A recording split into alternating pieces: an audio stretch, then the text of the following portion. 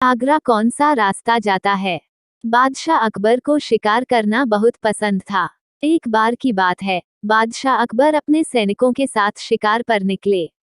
शिकार करते करते वो इतने आगे चले गए कि वो अपने दल से छूट गए। उनके साथ बस कुछ ही सैनिक रह गए थे।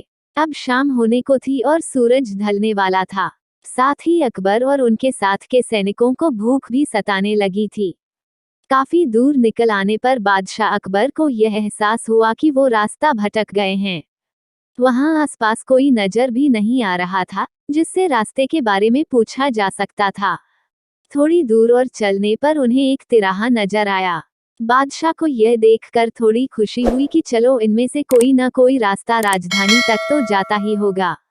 लेकिन सभी इसी उलझन में थे कि किस रास्ते पर चला जाए। तभी सैनिकों की नजर सड़क किनारे खड़े एक छोटे से लड़के पर पड़ी।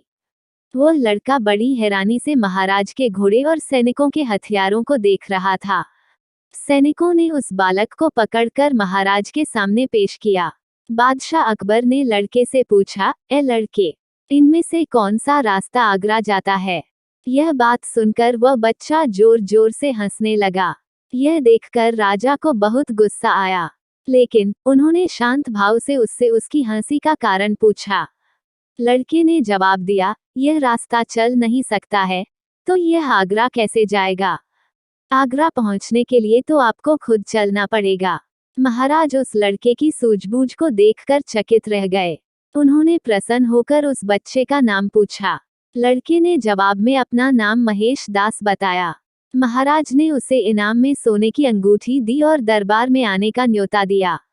इसके बाद बादशाह अकबर ने लड़के से पूछा, क्या तुम मुझे बता सकते हो कि किस रास्ते पर चलने से मैं आगरा पहुंच पाऊंगा। लड़के ने बड़ी ही शालीनता से सही रास्ता बताया और महाराज अपने सैनिकों के साथ आगरा की ओर चल पड़े।